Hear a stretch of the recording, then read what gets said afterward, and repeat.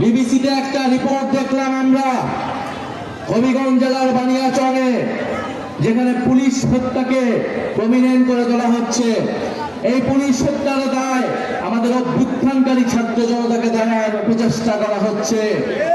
আমরা দৃঢ়ভাবে বলতে চাই, ৩রা আগস্ট আমরা এক দফার মাধ্যমে স্পষ্ট করেছিলাম আমাদের এই লড়াইটা শেখ হাসিনার ফ্যাসিস্ট শাসনের বিরুদ্ধে লড়াইয়ে পরিণত হয়েছে।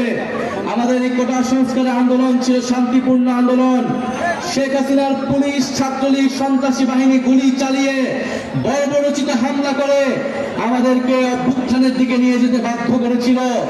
আমরা শান্তিপ্রিয় ছাত্র জনতা বাধ্য হয়েছিলাম প্রতিরোধ গড়ে তুলতে, বাধ্য হয়েছিলাম লাঠি হাতে তুলে নিতে, আমরা বাধ্য হয়েছিলাম ফ্যাসিস্টদের বিরুদ্ধে সংগ্রাম করতে। ৩রা আগস্ট আমরা স্পষ্ট করেছিলাম এই লড়াইটা ফ্যাসিস্ট রাষ্ট্র, ফ্যাসিস্ট বাহিনীর বিরুদ্ধে জনগণের লড়াই। ফলে সেই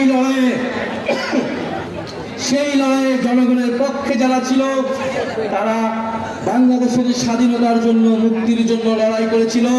যারা শেখ হাসিনার পক্ষে যে সকল পুলিশরা ছিল, যে সকল সন্ত্রাসী বাহিনী ছিল, তারা ফ্যাসিস্ট বাহিনী হিসেবে, দোসর হিসেবে সাব্যস্ত হয়েছিল। প্রিয় সংগ্রামী বন্ধুগণ, আর এখানে যারা প্রশাসনে রয়েছেন, তারা ব্রিটিশ আমলের যারা লাট সাহেব, তাদের মতো জনগণের সাথে ব্যবহার করে। যেই জনগণের ট্যাক্সের টাকা প্রশাসন চালিত হয়, সেই প্রশাসন যদি জনগণের কল্যাণ না করতে পারে, এমন প্রশাসন বাংলাদেশে আমরা চাই না, চাই না, চাই না।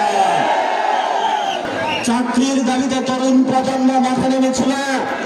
তরুণ প্রজন্মের চাকরি হয় নাই, উপদেষ্টাদের বাড়ি হয়েছে, উপদেষ্টাদের সবকিছু হয়েছে, মহিলাদের সবকিছু হয়েছে, ব্যবসা বাণিজ্য দখল হয়েছে, কিন্তু আমার যারা ছাত্রদের বাংলাদেশে তাদের কোনো ব্যবস্থা হয় না।